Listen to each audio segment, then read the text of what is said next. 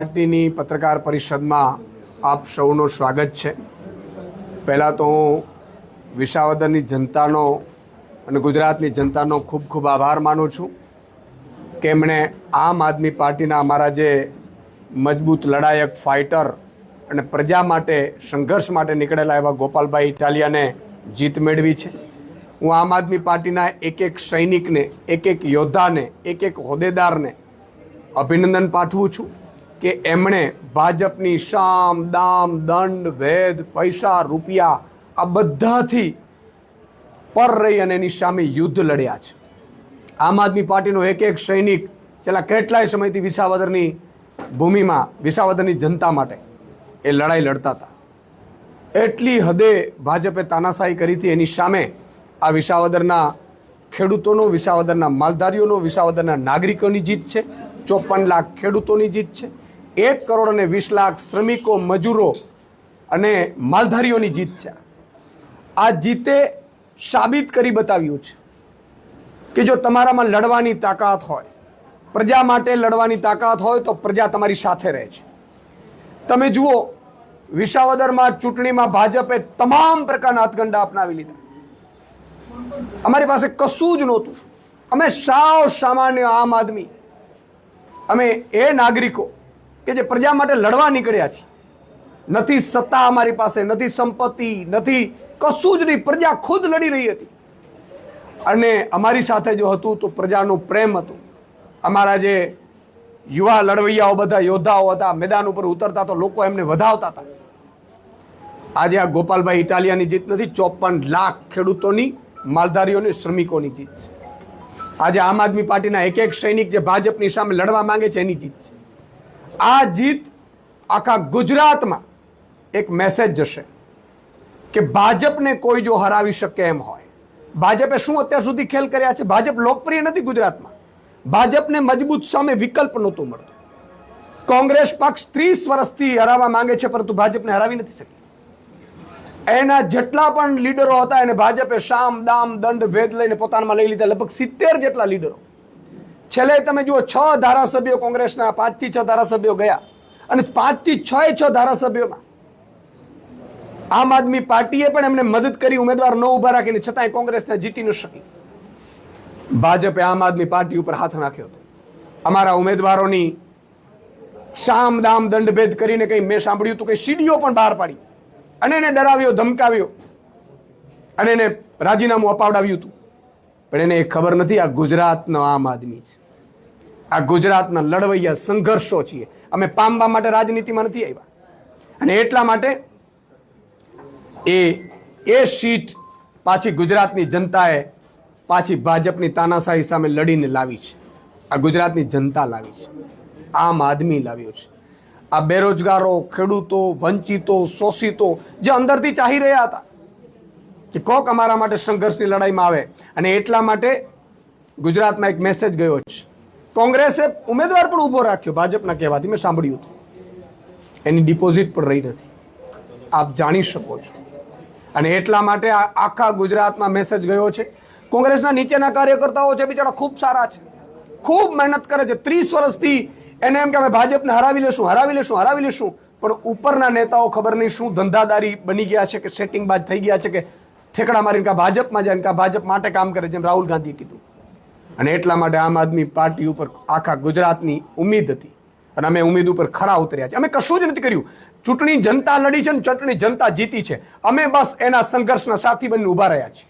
ગોપાલ ઇટાલિયા હોય, અમારા તમામ લીડરો હોય, બસ લડવા માટે અમે આવ્યા છીએ। મને અફસોસ ત્યારે થયો તો 2022માં કેટલીક જગ્યાએ મજાક ઉડાડતા હતા ભાજપના લોકો કે તમે ખેડૂત કરો છો, તમે ગરીબો શ્રમિકોની વાત કરો છો, અમે આ રહ્યા ઉદ્યોગપતિથી સાથે ચાલીને પૈસાથી ખરીદી લઈએ છીએ। એને આજે લપડાક થઈ છે। રૂપિયાથી તમે ઉમેદવારો ખરીદી શકશો, પ્રજાને ખરીદી નથી શકાતી। આજે વિસાવદરની જનતાએ મેસેજ આપ્યો છે કે આ ગુજરાતમાં હવે આમ આદમીની જીત થશે અને આનાથી આખા ગુજરાતમાં પણ એ મેસેજ ગયો છે। એટલે કોંગ્રેસના અદના કાર્યકર્તાઓ છે જે ભાજપને હરાવવા માંગે છે, એમને મારી વિનંતી છે કે છોડો કોંગ્રેસ। તમારા લીડરો ઉપર વિશ્વાસ કરવાની જરૂર નથી। કાં તો એ ઠેકડા મારી જશે અને કાં તો એ તમારા સોદાઓ કરશે, પણ તમારે જો ભાજપને હરાવી હોય તો એક જ પાર્ટી ગુજરાતમાં છે, એ આમ આદમી પાર્ટી છે. અને આમ આદમી પાર્ટી લડાવી શકે છે, લડી શકે છે. અમે ગોળીઓ ખાવા પણ તૈયાર થઈએ પ્રજા માટે. અને એની આ જીત છે.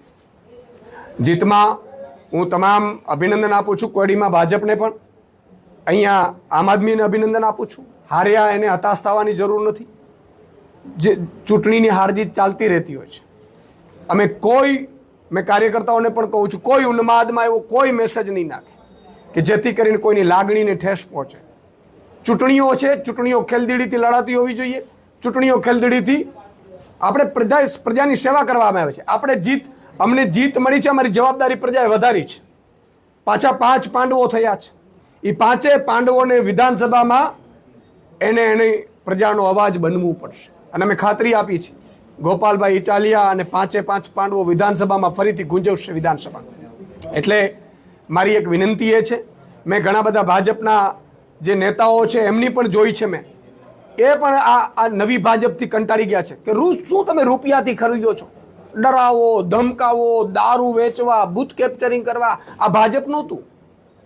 આ ભાજપમાં કબજો કરી લેલા કેટલાક નેતાઓએ પાર્ટીને હાઈજેક કરી છે. અને એટલે જ કેટલાક પૂર્વ મંત્રીઓએ પત્ર લખ્યા છે. એ બધા સૌને મારી વિનંતી છે, આવો આમ આદમી પાર્ટીમાં, આવો આમ આદમી પાર્ટી ક્યાંય સેટિંગ નહીં કરે. અમને તમને વિશ્વાસ આપીએ છીએ. અમે ગોળી ખાશું, અમે મરી જશું આ પ્રજા માટે, પણ પ્રજાને ક્યારે દ્રોહ નહીં કરીએ.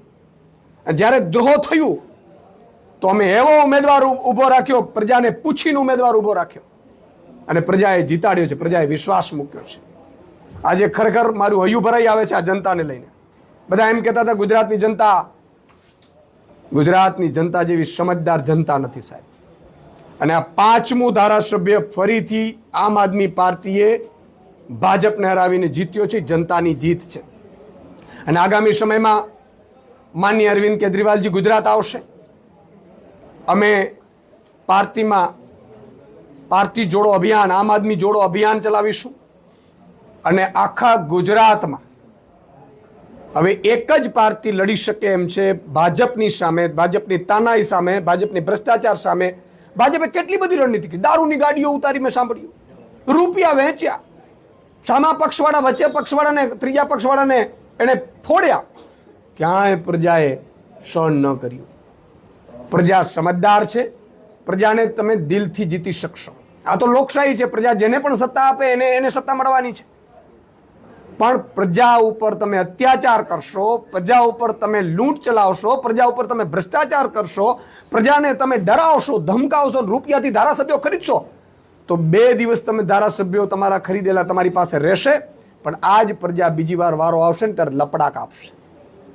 એટલે આ ચૂંટણી ગુજરાતની ઉમ્મીદ બનીને આવવાની છે. ગુજરાતના એ તમામ બેરોજગાર યુવાનોની જીત છે કે જેઓ સંઘર્ષ કરી રહ્યા છે ભાજપની નીતિઓ સામે. આ જીત તમામ ખેડૂતોની જીત છે, મજૂરોની જીત છે, શ્રમિકોની જીત છે. અને અમે કોઈ ઉન્માદમાં આવવાના નથી. અમે આ વખતે ભાજપે જે બૂથની રણનીતિ કરી હતી છેલ્લા 2 દિવસમાં ફેરવી નાખીશું, એને પણ અમે ઊંધી પાડી દીધી છે. અમે ભલે નવયુવાનો છીએ, ભલે પોલિટિક્સમાં કાચા હોઈએ, અમને રાજનીતિ આવડતી નથી, પણ અમે કામની નીતિમાં માહિર છીએ. પણ ભાજપે જે ષડયંત્રો રચ્યા છે ને ખુલ્લા પાડતા અમને ચોક્કસ આવડે છે. કારણ કે અમે ડરતા નથી કોઈથી. દારૂની ગાડીઓ તમે જોઈ હશે, રૂપિયાની લેલમછેલ બહાર પાડી હતી. પ્રજાની વચ્ચે અમે ગયા. અમને ખબર હતી પોલીસ ફરિયાદ નહીં થાય. અમને એ પણ ખબર હતી કે બૂથ કેપ્ચરિંગ થશે, કોઈની ધરપકડો નહીં થાય. અમારે નથી જોતું. તો પ્રજાના હાથમાં આવશે ને ત્યારે પ્રજા દબાવી દેશે બટન, અને દબાવી દીધું. એટલે ભાજપને પણ કહેવા માંગુ છું કે છોડો આ તાનાશાહી. હજી તમારી પાસે 2.5 વર્ષ છે. 2.5 વર્ષમાં તમારી પાસે સત્તા છે. હજી તમે ધારો તો ખેડૂતોનું દેવું માફ કરી શકો છો. તમે બેરોજગાર યુવાનોને નોકરી આપી શકો છો. તમે ગરીબો, વંચિતો, શોષિતોને ભ્રષ્ટાચાર કરે છે ભાજપના મંત્રીઓ, એને તમે જેલમાં નાખી શકો છો. હજી તમારી પાસે તક છે. એટલે મારી વિનંતી છે, સૌ આમ આદમી પાર્ટીનો કાર્યકર્તાની આ જીત છે. એક લડાયક યોદ્ધાની જીત છે. આ ગરીબો, શ્રમિકો અને વંચિતોની જીત છે. આપને કઈ પ્રશ્ન હોય? પહેલા કોઈ પ્રશ્ન હોય તો નીતિન પટેલે એવું કીધું છે કે આપનો ઉદય નથી, કોંગ્રેસ અને આમ આદમી પાર્ટી વાળી કોઈ જગ્યા નથી. નીતિન પટેલે કીધું. મારે એમની ઉપર કોઈ ટિપ્પણી એટલા માટે નથી કરવી કે અમારે ટીકા ટિપ્પણીમાં નથી પડતો. અમે કામનો હિસાબ લઈને આવીએ છીએ અને કામનો હિસાબ માંગીએ છીએ. નીતિનભાઈને જાહેરમાં ડિબેટ કરવી હોય તો મારી જોડે આવી જાય. મુખ્યમંત્રીને જાહેરમાં ડિબેટ કરવી હોય તો આવી જાય કે 30 વર્ષમાં તમે શું કર્યા અને 5 વર્ષમાં અમે શું કરી શકીએ છીએ, એની રણનીતિ થશે. હવે ગુજરાતની પ્રજા લડવાની છે. આમ આદમી તો અમે ઊભા રહેવાના છે પ્રજા સાથે. હવે લડાઈ છે એ જનતા લડવાની છે ગુજરાતની. આ નેતાઓ તો ટીકા ટિપ્પણીઓ કરશે ને વયા જશે. કોઈને પોતાની સીટની ટિકિટ જોતી હશે, કોઈને ફ્યુચર દેખાતું નહીં હોય, કોઈને રાજ્યપાલનું પદ જોતું હશે, એટલે ટીકા ટિપ્પણીઓ પ્રજાને દ્રોહ કરીને પણ પોતાની સત્તાને ગમશે, ચાપલુસિયા કરશે. પણ મારી વિનંતી છે કે 30 વર્ષમાં ભાજપે કશું કર્યું નથી. ખાડા તમે જો, વિસાવદરમાં ખાડા નગરી બનાવી દીધી હતી. એક ગામમાં જઈ નથી શકાતું. કામની રાજનીતિ કરીએ. તમે આપો ગુજરાતમાં 2.5 વર્ષમાં શું કરશો, ભાજપ એ નીતિ ઉપર કામ કરે અને અમે વિપક્ષ તરીકે શું કરવાના છીએ એ પણ તમને કહીએ છીએ. અને 2027માં હું એક છેલ્લી પ્રજાને વિનંતી કરું છું, જેમ વિસાવદરની જનતાએ આમ આદમી પાર્ટીને ફરીથી જીતીને મોકલ્યા છે, એમ આખી ગુજરાતની જનતાને વિનંતી કરું છું કે તમારે સાચો વિકાસ જોઈએ છે, સાચું પરિવર્તન જોઈએ છે. તમે તમારા દીકરાઓની મોંઘી ફીથી પરેશાન છો, તમે તમારા જે ભાજપના નેતાઓથી અત્યાચારોથી પરેશાન છો, તો આવો આમ આદમી પાર્ટીને મદદ કરો.